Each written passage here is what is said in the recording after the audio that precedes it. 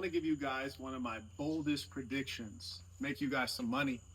Now, the truth is, I always advise people in the stock market to stay away from leverage, in life in general, stay away from credit, stay away from borrowing.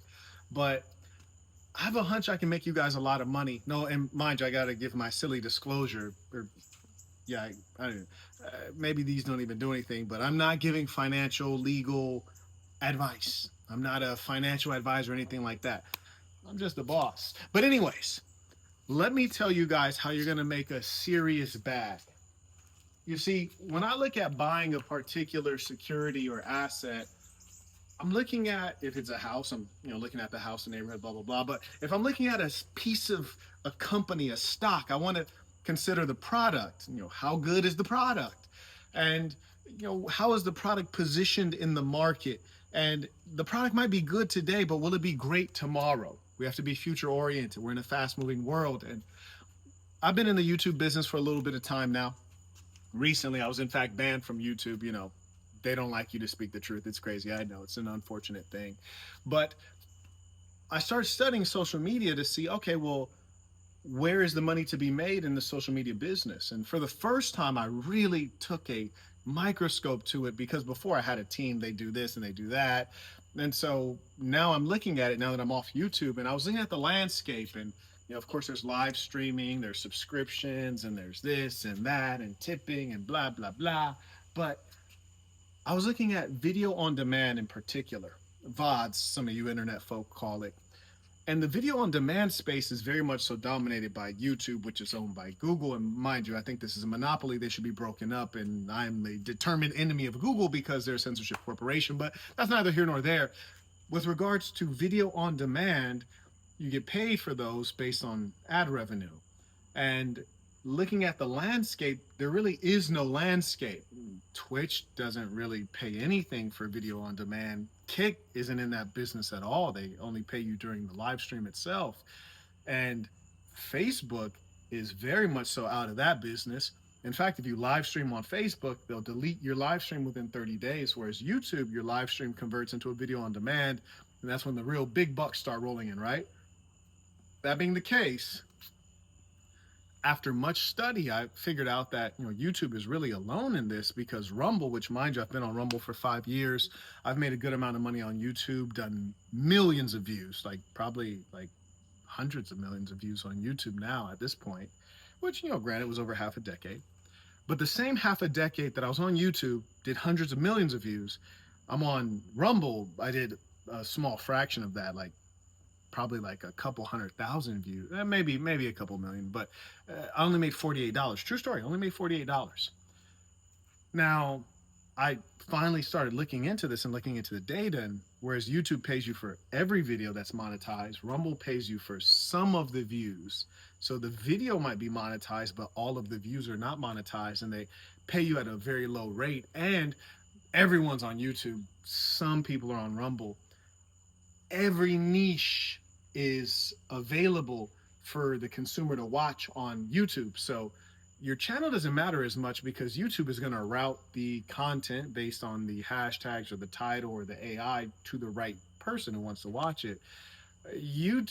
Rumble, they just have the alt-right, the supremacists of this or that group, and the conservatives and the far out people. But they don't have that middle group. They don't have the video gamers. They don't have the young people. They don't have the liberals. So they have a relatively small audience. And in studying them as a businessman, I kind of figured out what's going on with them. So number one, I looked at their last earnings report, and I don't even know if we should call it an earnings report. It's really a major loss report. Just from memory, I've been doing a bunch of stuff today, but I think it was maybe about 300 million in losses, and maybe it was 95 million in revenue, which is not a good balance. And there have been companies that have inched by in this particular way, but I've seen the way they've tried to modify their business model, and it's not very clever, because you're going up against the behemoth of YouTube, owned by Google, which is also a behemoth. This is a monopoly. They should be broken apart. And also, I consider it to be a public utility. Either you need to make it a public utility and hold it to the same rules you would hold a government institution, which unfortunately those are low standards. But what it should be, namely freedom of speech, but you're going up against Google, YouTube, and what the Rumble Corporation started to do is they said, hey, if you're a content creator, doesn't matter who you are really, you need to pay us first, kind of borrowing Elon Musk's model on Twitter. And they're saying you have to pay our premium membership and then you can be a content creator. Now, we know you guys don't pay anything. So why would a content creator be incentivized to pay Rumble when they know they're not going to get enough back to even cover the membership, much less even make any money? It's ridiculous. So I know that that's going to fail.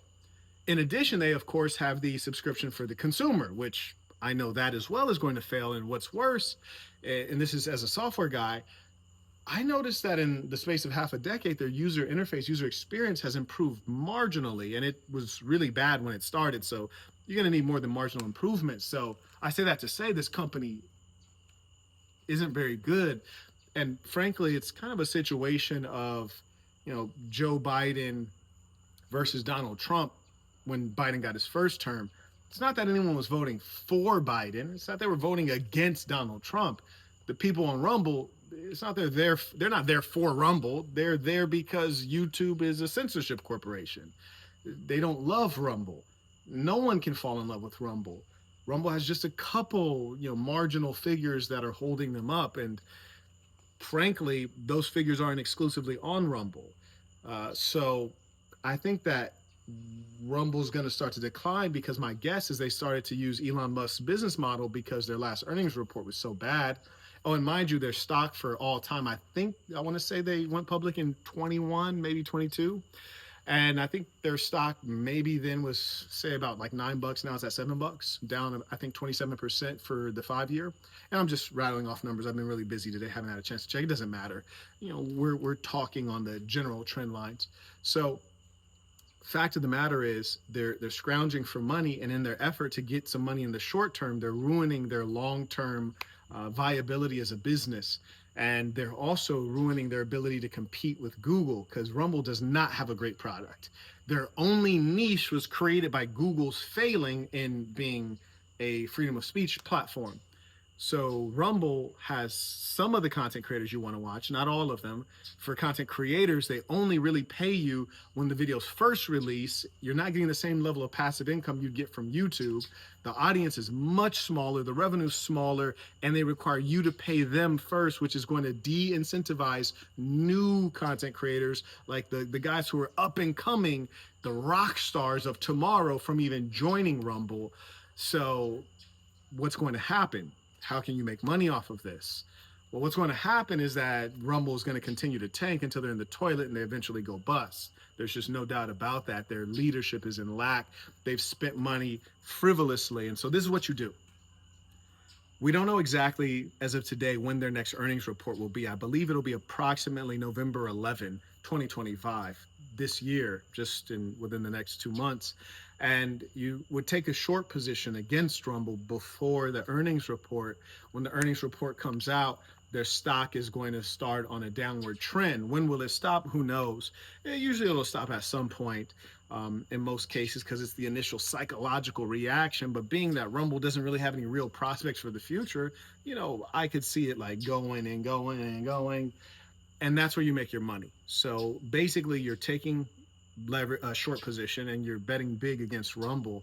And that's a bet I think we will all win. Mark my words, I'm the first person to call that Rumble is dead. And not only do I know it's dead from looking at their foolish business model, but also looking at their effort to market and also the way the audience, the people, the creators, the consumers, the viewers are reacting to Rumble. As I said, I've been doing a ton of research on social media, and I was looking for what people say about Rumble in terms of their revenue model, because people are all trying to become an influencer, unfortunately. And so there's a lot of videos about how to make money on this platform, how to make money on that platform, comparing platforms that are similar. And in the last few months, you can't even see any new comparative videos between Rumble and YouTube. They're not even there, meaning Rumble's not a factor. But more important than that, the ones that are there have bad news on Rumble saying, it's not even worth it. So they're dead. I'm calling it right now. Rumble dies. If you take the short position against Rumble, you make a killing. And these are the kind of These are the kind of insights I give you on the business channel, because there are different ways to trade stock. Some people are like, oh, I got 1,000 graphs and I do the hypotenuse and calculate the stick candle graph, and my economics degree from Columbia tells me it's not necessary. This is a clear win. I give you a lot of simple, clear wins using common sense investing. And also, mostly I talk business, entrepreneurship, product-based business. You can use the link below to learn how to start your first product-based business. When I say products, I mean like things like this watch, for example, which one of my students created. In fact, you can go to mdblabel.com and get this very watch. And if you buy it, it makes them money, not me. It's for them. So I teach product-based business to sell real things in the real world that matter, that'll make you money over time. Share any comments, questions, thoughts below.